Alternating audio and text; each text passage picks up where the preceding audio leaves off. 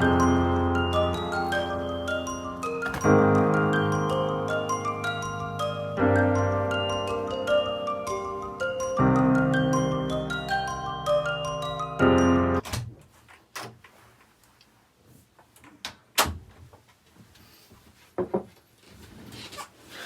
folks, welcome to The Modern Yeoman. My name is Sean Higgins, and recently my wife Holly and I bought a farm.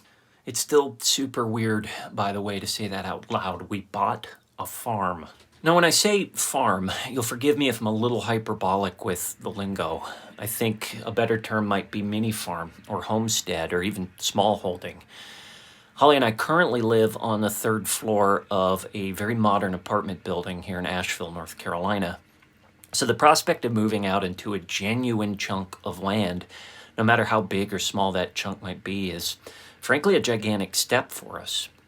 We're transitioning from a relatively sealed off and sterile environment to the mud and the dirt and haylofts and shotguns and tractor parts. Think Green Acres or Funny Farm. It's a big move. Now, a quick sidebar is probably appropriate here. Before we moved down to Asheville, Holly and I did own a house on a quarter-acre plot up in Ypsilanti, Michigan, which was just outside of Ann Arbor. It was a great house, and while we did have garden boxes and chickens, decent-sized lawn, a barbecue in the back, it was a suburban affair for the most part. There were zoning policies and sidewalks, streetlights, and neighborhood gossip. It wasn't the country. So last year we moved down here to Asheville to be closer to family, and we've been living in this apartment ever since with an eye towards potentially buying land or a house one day. About 2 weeks ago, we saw a house for sale with a couple of acres on Zillow, and we fell in love with it. We got to tour it.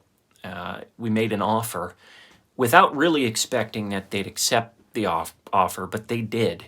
And so the past few weeks have been a blur. We've been doing the things that you do when you buy a house, when you buy a piece of property. We've had the inspection, we've had the septic tank checked, we've got the appraisal next week.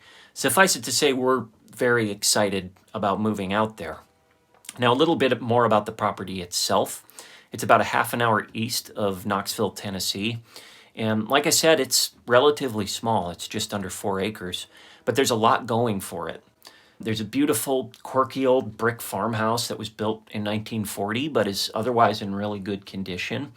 There's a decent-sized barn, a couple of rickety outbuildings, and there's a large pasture. I'd say it's a little over an acre on its own. A healthy smattering of light forest. There's also a dry creek and a pond bed, which could potentially serve as a water source in the future. Basically, this property hits our Goldilocks zone. It's not too small, it's not too big, it's just right. We want to be able to stretch our legs a little bit on this land, grow most of our own food, raise our own animals, but we don't want to flounder away on some 100-acre bison refuge. We want a homestead. Now, you might be wondering why exactly we're doing this. Buying a mini farm isn't exactly the cheapest or easiest endeavor we could be embarking on. Well, there's a couple of reasons.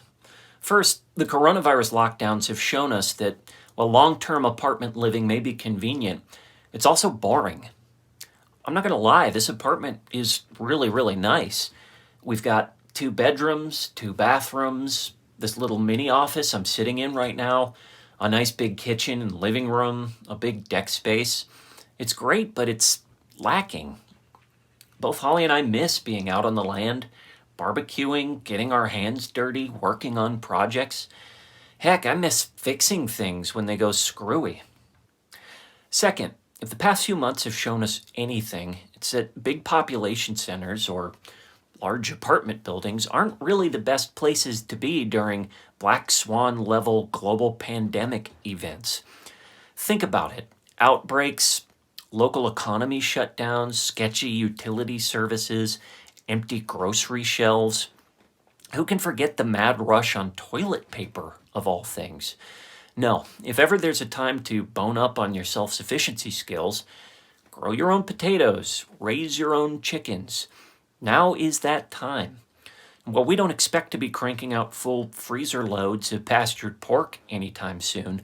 Better to get started now than never, right? Finally, we just want to live the lifestyle. Holly and I both got a small scale taste of that life at our last house, raising chickens and growing a lot of our own produce, and we miss it. Look, I know how easy it is for me to sit in here in my climate controlled apartment box and opine for the bucolic life, to say that God's going to smile upon us with gentle rains and healthy livestock and a robust crop output. And I know that's not how it works. There will be disappointment. There will be failure. There will be back-breaking work. And that's to be expected of anything that's worth doing in life, I think. We love working on the land. We love working with animals. And we love the satisfaction of making something our own. And so I think that's what this channel ultimately will be about. A couple of greenhorns with very little experience starting a mini farm from scratch. If you'd like to join along with our journey and tag along with us, feel free to subscribe, leave a comment or a question. We don't really know exactly what we're getting into, but we're excited about it. So let's get busy.